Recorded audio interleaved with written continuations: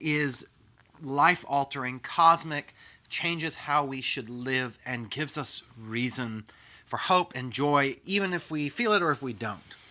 Which I think is an important thing for us to be talking about as we're together here today. There's a lot of patterns of behavior that we participate in when you're part of like a corporate body. So we go through Lent together, we go through Easter together. We don't pick the day that we feel like celebrating Easter. No. It comes at the end of Lent. And so there's a question of, well, what if I wake up Easter morning and it's like not a day of joy that day? Or what if, as I was going through Lent, maybe if you are anything like either of us, Lent didn't kind of pan out the way that you thought it was going to. Either you had some intentions to participate in spiritual disciplines that fell short, or you just kind of said, like, I'm not doing Lent this year. Then is Easter as bright as it maybe could be? And the answer from Christ and from Christian doctrine and teachings of the church is absolutely yes. That's right. Jesus' resurrection is for you, whether you successfully fasted or if you didn't. And in fact, if you successfully fasted, then you probably bumped into yourself in your own limits and realized that you needed help. I mean, my Lent, I had more excuses than a teenager trying to get out of homework this Lent to break my fast. So that was sort of what I learned about myself this Lent. And yet Jesus' resurrection, he died, he rose again for me and gives me his life, and the joy from that I am forgiven and loved, that God's love is stronger than humanity's rejection of him. That is joyful and amazing. And I'm so grateful that it doesn't depend on me doing something to get there, to make it worth it. Even though Lent is amazing and I love it, the joy of Easter is that Jesus rose again for us. Yeah, I think I had something similar. I think for me this Lent, it was realizing, and it's something that I know to be true, but like God isn't loving me more because I'm actively participating in church right now. Like God's love for us is constant no matter what. And I actually think this Lent, through my shortcomings, I was being shown in a lot of ways that there's no amount of like being moral or being good that's going to be the ticket to this, because there's like inner workings of the soul and different pieces to what it means to be human that are messy, and that Christ's resurrection and love is in the midst of that. And I was really touched by what you shared in your sermon. I've been meaning to ask you more about it too. The idea that like Christ was resurrected in the middle of the disciples' doubt. Like, how did you get there after this Lent for this coming Easter, the Easter we just had?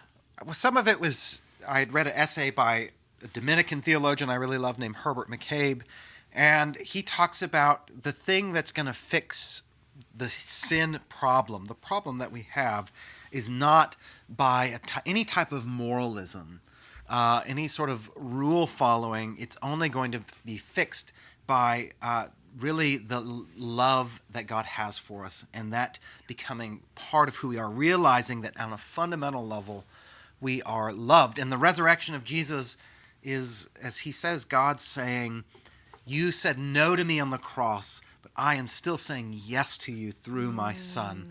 And he's going to come back to show you and everyone that that is the case. And so it just struck me as I was thinking about it, is no one was piously waiting.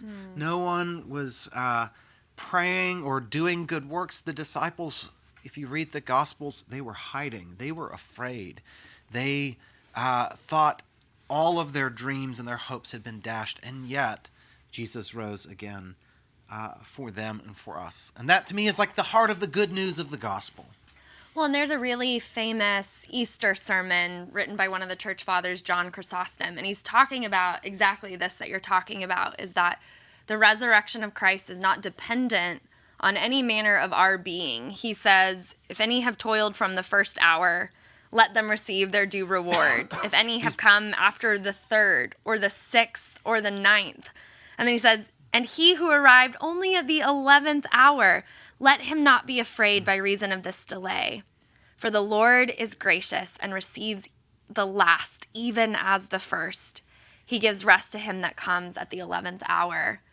And I think thinking about that in the context of Easter, the resurrection isn't some like metaphorical symbol for us having like our joy resurrected that Sunday morning. It's like a fact about like the creator of the universe, who is God, that defeats death and goes to hell and conquers it forever and makes a way for us to have salvation and be united with Christ. And I think our tendency is to make it like a platitude or a moralism instead of say, wow, Lord, we celebrate that you acted and you did this thing in your resurrection. Even if I'm not feeling joy today, I can affirm and thank you for that with the hope and prayer that like I might be drawn more and more into you. Something that it struck me as we were just talking, the gospel stories are clear. It's on the first day of the week, that new beginning. And like being a Christian is starting on the first day of the week sort of every day. We worship on the first day of the week. Every day is a new beginning because the beginning of beginnings, the resurrection of Jesus from the dead, is the ground and center of our faith. So if you have to restart right now, if you've slept in through Easter, today is a new day. Jesus is risen from the dead. He did that for you. And each day is a new beginning for us as the Gospels are clear. That's right. We can think about every Sunday as a mini Easter. Like it's this mini resurrection feast, and that's part of having the Eucharist and like having communion as the like main crescendo of the service, is that Christ is present with us through his body and blood, and we celebrate his resurrection every Sunday. So there's no missing it. No matter where you are today, whether you're eating donuts with us or you're eating donuts through different reasons or you're not eating them, right? It's God's saving work is so incredibly vast that it reaches down even into the depths of hell, which is just incredible. And it gives us hope for now, and it's real hope. It doesn't have to be like white-knuckling, fake, drum-it-up hope, but the real hope that Jesus rose again for us, wherever we are today, and for tomorrow, whatever happens. So I think we can say, raise a donut. I'm going to get one here. Raise a donut to you. Happy Easter. We hope that you will experience the joy of Jesus' resurrection and do something a little silly and outrageous this week especially. Amen. Cheers.